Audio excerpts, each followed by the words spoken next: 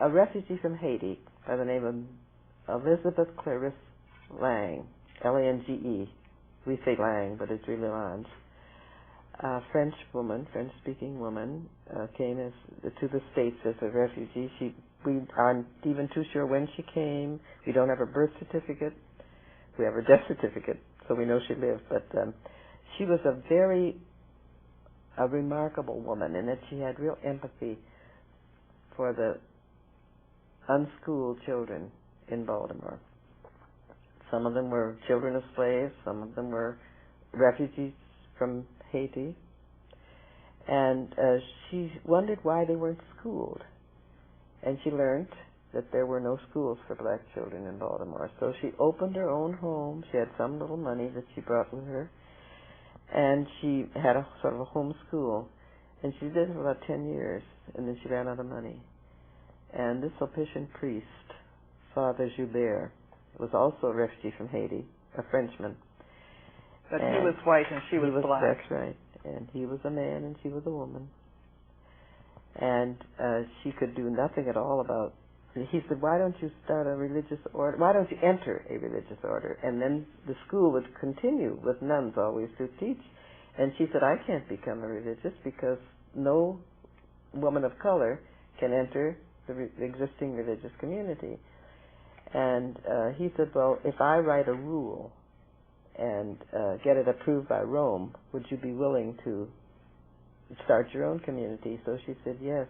He said, well, if you have 3 companions to join you, then we'll see about what the Archbishop will say, and then we'll take it from there. So he did. He wrote a simple rule, and she had 3 companions, one who helped her with her home school and 2 others. And 4 of them started living the community life in this little rented house. And there was racism right there, because when the man who rented them the house at number 5 St. Mary's Court discovered who was living in it, the white priest had rented it. That's right. And he found out that these 4 black women were there starting a religious community. Well, then he suddenly needed the house.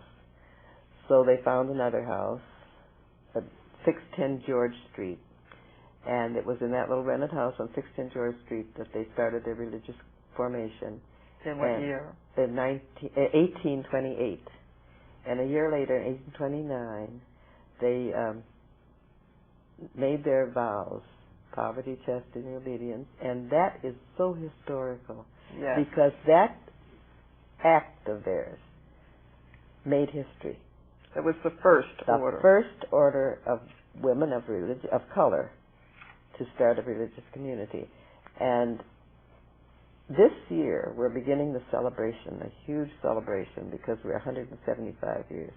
Unbelievable. We're starting a big celebration, and it's going on 2 years. It's already starting December 7th, the end of 2002. But 2003 and into 2004 will be this big bash, and we really want the world, especially the Roman Catholic world, to know what impact the foundation of this community had upon the church, because it changed the face of the church. Prior to that, Catholics who had come in from Haiti, Catholics of color, had no place to go. They had no place to educate their children. There were no schools. So they started a whole new thing for the Roman Catholic Church in the States. So, Sister, when you said the education of black children, were these free black children? Because, of course, this was during slavery, yes. And this is a southern city. They were free, but they may have been the children of slaves. As well. They may have been, yeah. Some of the some had been masters, freed, yes. Yes, Mm-hmm. were allowed I doubt to be very children. much if they had. We did have members of the order who had to be freed before they could enter the order. They were actually slaves. I see. Mm-hmm. Okay. In the early days. Yeah. Very interesting. Mm-hmm. It's a marvelous order. I just think it's so providential that God has led me to this order. You know? Yes. Of all the other orders I could have entered, this means so much to me, and I have a deep sense of providence spirituality. Yes. That God that's the face of God. You know, what happens to us is providential.